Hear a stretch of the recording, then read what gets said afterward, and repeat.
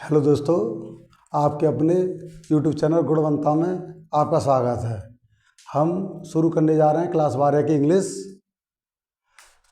देखिए, टेंस, जिसे हिंदी में आप लोग सब जानते हैं काल। ये जो होते हैं टेंस, 3 प्रकार के होते हैं।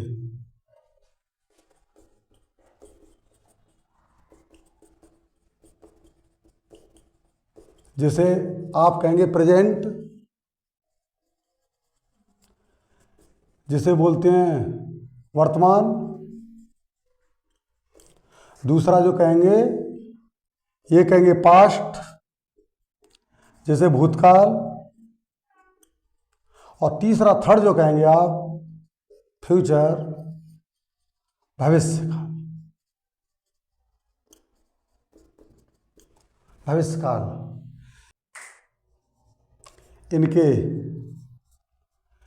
जो भाग होते हैं प्रत्येक सेंटेंस के, वो होते हैं 4-4। जैसे आप सब जानते हो, 4 प्रेजेंट के हो गए, 4 पास्ट के और 4 हो गए फ्यूचर के। जैसे पहला हो गया प्रेजेंट इंडेफिनिट।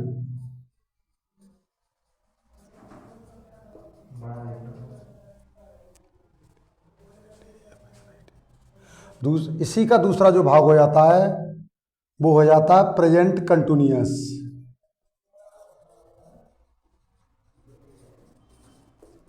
इसे आप प्रेजेंट प्रोग्रेसिव सेंटेंस भी कह सकते हैं, चाहे प्रेजेंट कंटिन्यूअस कहें आप या प्रेजेंट प्रोग्रेसिव। चाहे प्रेजेंट कंटिन्यूअस भी कह सकते हैं आप इसे, और प्रेजेंट प्रोग्रेस भी कह सकते हैं। जो थर्ड होगा आपका, वो होगा present perfect, present perfect tense. और 4 हुआ present perfect continuous, present perfect continuous.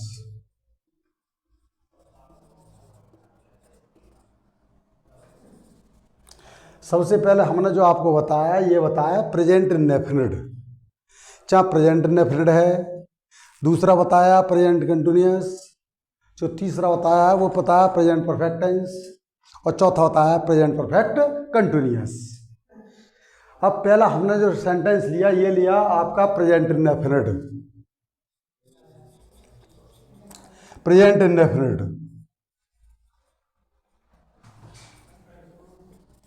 अब आपसे कोई क्वेश्चन पूछता है कि हम किस तरह से पहचानेंगे कि ये प्रेजेंट इंडेफिनिट है, प्रेजेंट कंटिन्यूअस है। इसकी सबसे पहले हमें करनी पड़ेगी आइडेंटिफाई, यानी जैसे हिंदी में बोलते हैं आप पहचान। अब इसकी जो पहचान होगी, जैसे ये वाक्य सेंटेंस, कोई वाक्य लिखा हुआ है,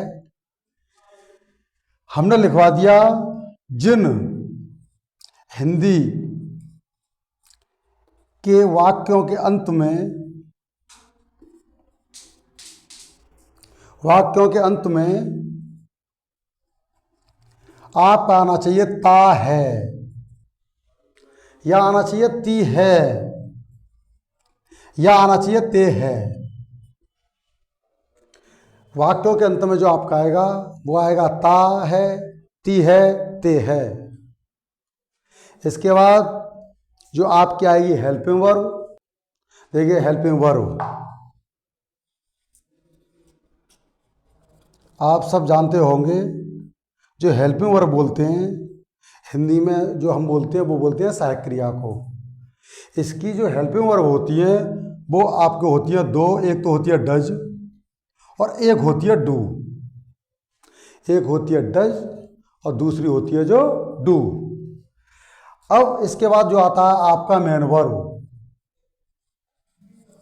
मेन वर्ब, मेन वर्ब सब जानते हो। मेन वर्ब जो बोलते हैं वो बोलते हैं मुख्य क्रिया के लिए। जब आपका सब्जेक्ट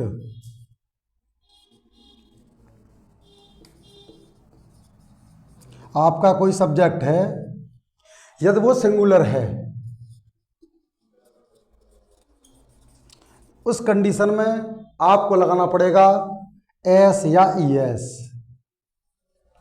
हमने आपको ये लिखवा दिया कि जो आपका सब्जेक्ट है यानी सिंगुलर है उसमें आप लगाएंगे एस या ईएस, और जब आपका वो सब्जेक्ट प्लूरल है तो उस कंडीशन में आपको एस या ईएस नहीं लगाते, एस या ईएस नहीं लगाते। अब मैं आपको बताने जा रहा हूं कि मैंने आपको दो शब्द लिखवाए, एक तो लिखवाया आपको एस और दूसरा जो लिखवाया ये लिखवाया ईएस। हमको एस कहाँ लगाना है और ईएस हमको कहाँ लगाना है। हमेशा याद रखना, कोई भी वर्ड लिखा हुआ है, कोई भी वर्ड लगा हुआ है, यदि वर्ड के अंत में यानी वर्ड के अंत में आपका यदि शब्द आ रहा है ओ, जैसा आपने लिख दिया ओ, कोई भी वर्ड लिखा हुआ है जिसके अंत में आ जाए आपका ओ या फिर आए डबल एस एस, कोई भी शब्द लिखा हुआ मैंने आपको बता दिया, ओ आ जाए, डबल एस आए, सी एच आए या एस एच आए तथा आए आपका एक्स, मैंने आपको ये शब्द लिखा दिया। यदि कोई भी शब्द वर्ड लिखा हुआ है उसके अंत में आना चाहिए आपका ओ, डबल एस आना चाहिए, सी एच आना चाहिए, एस एच या एक्स आने पर आपको लगाना है ई एस, आपको लगाना है ई एस। इसके अलावा यदि आपका कोई भी और वर्ड आता है, कोई भी वर्ड जो आता है लेकिन ये अंत में वर्ड इनमें से एक भी शब्द नहीं आए, ना तो ओ हो, ना डबल एस हो, ना सी एच हो, ना एस एच हो, ना एक्स हो, ये शब्द ना आने पर आता है तो आपको लगाना है केवल एस, आपको लगाना है एस। जैसे मैं आपको एग्जाम्पल बताता हूं, मिटा दीजिए, एग्जाम्पल बताता हूं मैं आपको, एग्जाम्पल बता रहा हूं। जैसे मैंने अभी आपको बताया था कि ये वर्ड लिखा हुआ है, जैसे ओ आ जाए, double S, C H, S H या एक्स, ये आने पर जो आप लगाएंगे वो लगाएंगे ई एस, जो अभी बताया था।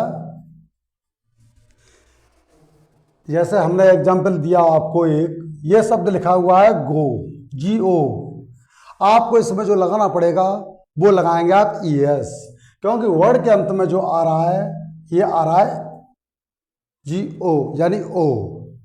इसी प्रकार आप ये जानते हैं ये लिखा हुआ है C L A double S, जब इसका आप प्लूरल बनाएंगे तो ये बनाएंगे C L A double S E S. केवल मैंने अभी आपको बताया था जिन शब्दों में ओ आए, एस एच आए, सी एच आए या एक्स आने पर ही आपको केवल ई एस लगाना है।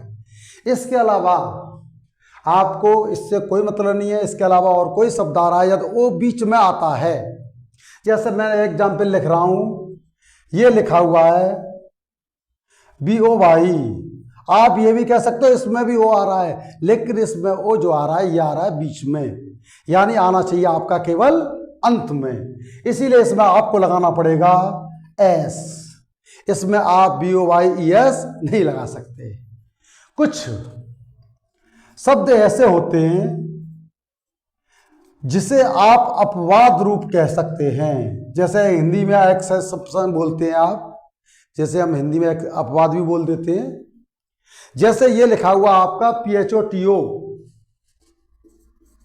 P H O T O, लेकिन आप इसमें भी ओ आ रहा है, लेकिन ये एक अपवाद है, इसीलिए आप इसमें जब प्लूरल बनाएंगे P H O T O केवल एस ही लगाएंगे, इसमें ई एस नहीं आता। अब चलते हैं आपके जो सबसे पहले आपको सेंटेंस मिलेगा, असर्टिव सेंटेंस।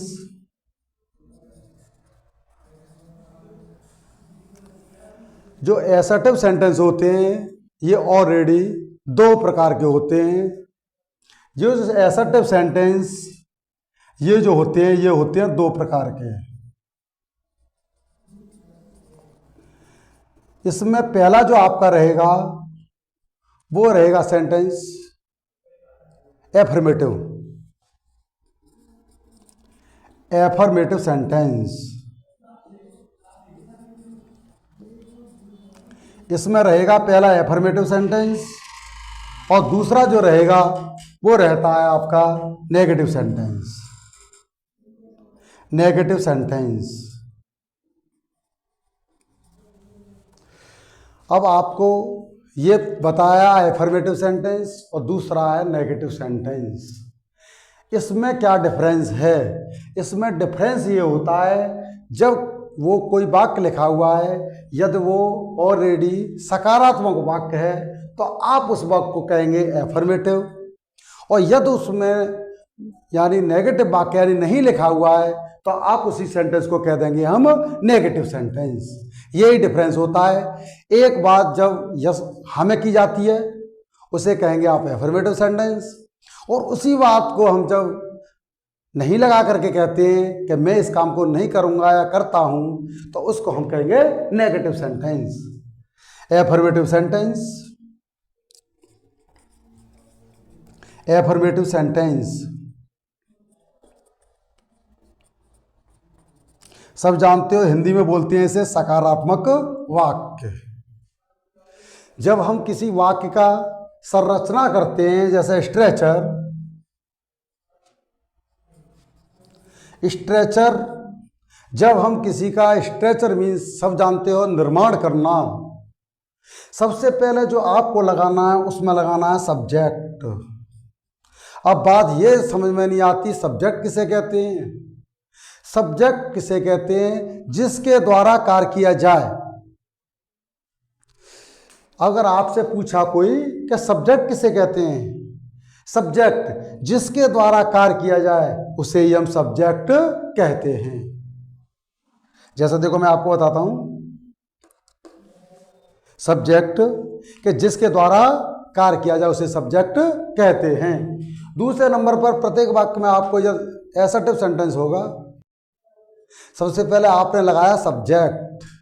सब्जेक्ट क्या होता है? जिसके द्वारा कार्य किया जाए, सब्जेक्ट। दूसरे वाले वाक्य में आपको लगाना पड़ेगा मेन वर्ब, और मेन वर्ब में आप लगाएंगे एस या ईएस। मैंने आपको बताया सबसे पहला सब्जेक्ट, दूसरे नंबर पर जो हम लगा रहे हैं वो लगा रहे हैं मेन वर्ब। यानी कहने का मतलब ये है यदि कोई वाक्य एफर्मेटिव है, एफर्मेटिव सेंटेंस, एफर्मेटिव सेंटेंस में यदि एफर्मेटिव सेंटेंस आपका प्रेजेंट टेंस में है, यदि एफर्मेटिव सेंटेंस आपका प्रेजेंट टेंस में है या पास्ट टेंस में है, केवल मैंने आपको दो ही बताए हैं, एफर्मेटिव सेंटेंस या प्रेजेंट टेंस में है आपका या पास्ट टेंस में है, तो उसमें हेल्पिंग वर्ब का प्रयोग नहीं होता, का प्रयोग नहीं होता है। जैसा कि आप सब लोग जानते होंगे कि यदि कोई सेंटेंस लिखा हुआ है वो प्रेजेंट टेंस में है या पास्ट टेंस में है और उसका जो सेंटेंस है वो एफर्मेटिव है, तो उसमें आपको नो चेंज, उसमें हम हेल्पिंग वर्ब नहीं लगाएंगे, चाहे हमारा सब्जेक्ट सिंगुलर है या प्लूरल है, इससे हमें कोई मतलब नहीं है। सबसे पहले सब्जेक्ट, फिर इसके बाद लगाएंगे मेन वर्ब में ऐसे यस, इसके बाद जो भी आप लगाते हो वो लगाएंगे ऑब्जेक्ट और प्लस कंप्लीमेंट, और जो भी कुछ अदर वर्ड जो भी कुछ बचता है इसके अलावा सब कुछ लग जाएगा। एफर्मेटिव जो सेंटेंस होते हैं, जैसा मैं आपको एग्जांपल बताता हूं, ये वाक्य लिखा हुआ है सबसे पहले कि माताजी रामायण पढ़ती हैं, माताजी रामायण पढ़ती हैं, हमने वाक्य बना दिया। ये वाक्य है एफर्मेटिव क्योंकि इसमें है माताजी रामायण पढ़ती हैं। मैंने एफर्मेटिव स्ट्रक्चर बताया था। सबसे पहले सब्जेक्ट, और सब्जेक्ट किसे कहते हैं? जिसके द्वारा कार्य किया जाए। अब कार्य इसमें कौन कर रहा है? माता जी। सबसे पहले आपने लगा दिया मदर। जब माता जी है मदर लगा दिया, इसकी जगह पिताजी होता फादर लगा देते। जो भी कुछ कंडीशन हो, यानी सब्जेक्ट जो मिलेगा आपको एफर्मेटिव सेंटेंस में सबसे पहले ही, जैसे माता जी रामायण पढ़ती है, मदर। दूसरे नंबर पर आपको लगाना पड़ेगा मेन वर्ब। मेन वर्ब पढ़ना, ये जिस शब्द के पीछे ना आ जाता है, आप सब जानते हो वो क्या होता है? Main verb. पढ़ना हमने लगा दिया रीड। अब मदर जो हमारा है ये है सिंगुलर, इसीलिए, और इसके जो अंत में आ रहा है ये आ रहा है डी शब्द जो लिखा हुआ है रीड, इसमें डी शब्द है अंत में, इसीलिए आप इसमें केवल लगाएंगे एस। यदि इसकी जगह होता आपका ओ, तो अभी मैंने आपको बताया था उसमें क्या लगाते हैं आप? E S. क्या पढ़ रहे हैं? रामायण, दी रामायण।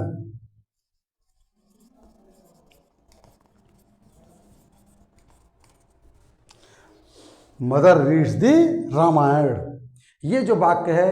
अब एक और मैं आपको एग्जाम्पल बताने जा रहा हूं।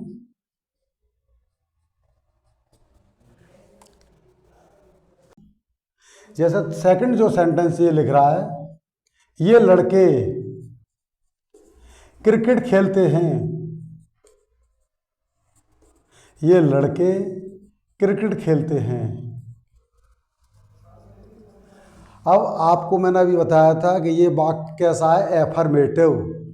क्योंकि जब नेगेटिव वाक्य होगा तो उसमें नॉट, नहीं, जो भी कुछ अवश्य आएगा।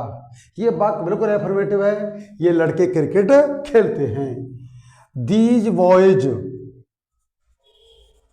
दीज बॉयज, खेलने की इंग्लिश सब जानते हो, प्ले। हम इसमें एस या ईएस कुछ नहीं लगाएंगे, क्योंकि अब जो हमारा सब्जेक्ट हो गया ये हो गया प्लूरल। जब सिंगुलर होता जब आपको एस लगानी पड़ती, इसमें आप कुछ नहीं। Play cricket, these boys play cricket. जो एफर्मेटिव वाक्य होते हैं ये दो कंडीशन के वाक्य होते हैं। एक वाक्य ऐसा भी होता है जिसमें आपको तो मिलेगा, जिसमें मिलेगा आपको तो। अभी मैंने आपको बताया था एफर्मेटिव सेंटेंस, फिर बता रहा हूं एफर्मेटिव सेंटेंस कि जिसमें आपका आता है तो। जैसे मैं आपको एग्जाम्पल, वह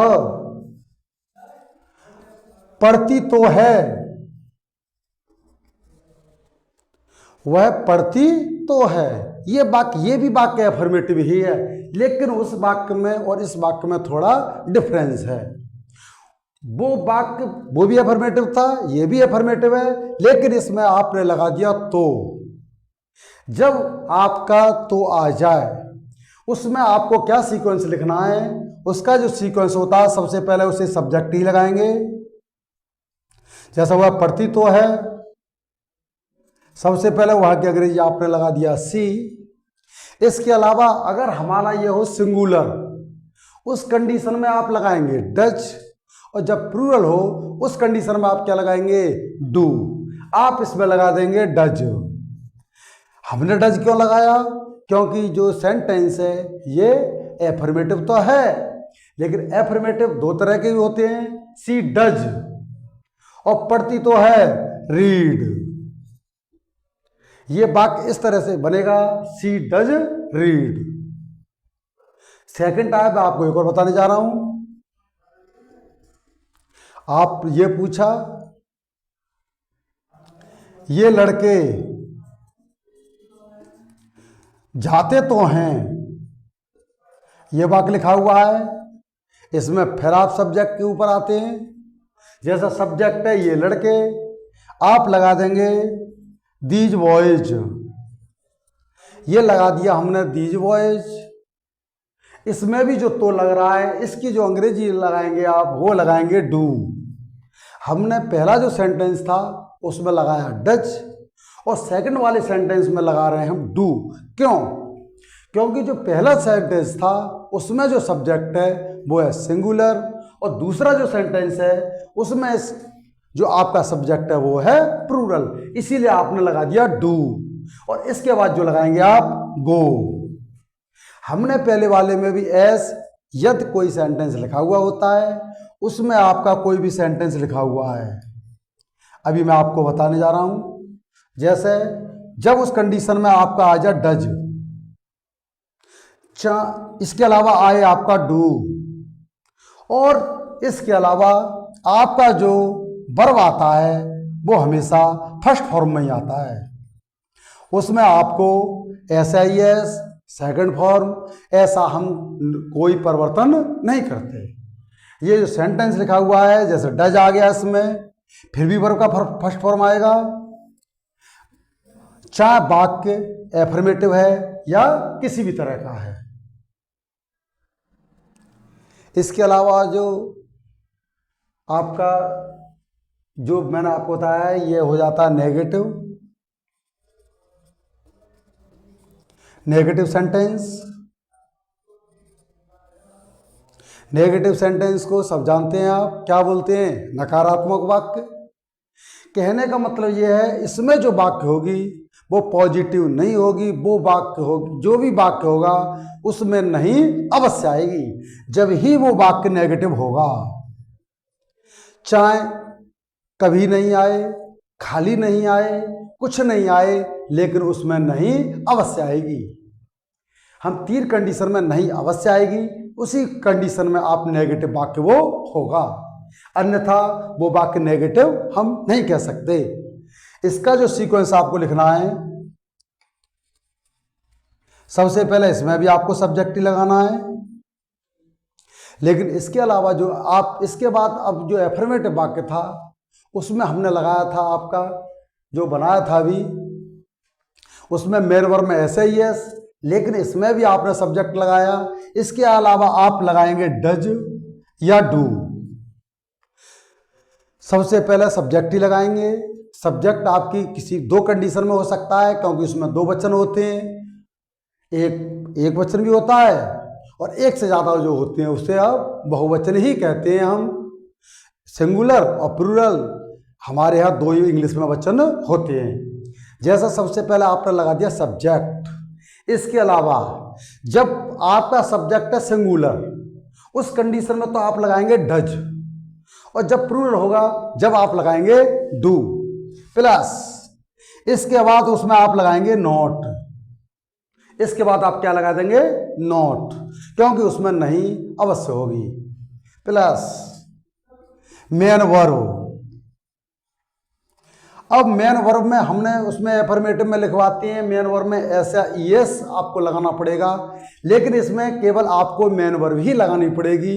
यदि गो है, चाहे सब्जेक्ट आपका सिंगुलर है या प्लूरल है, उसका गो ही लगाएंगे।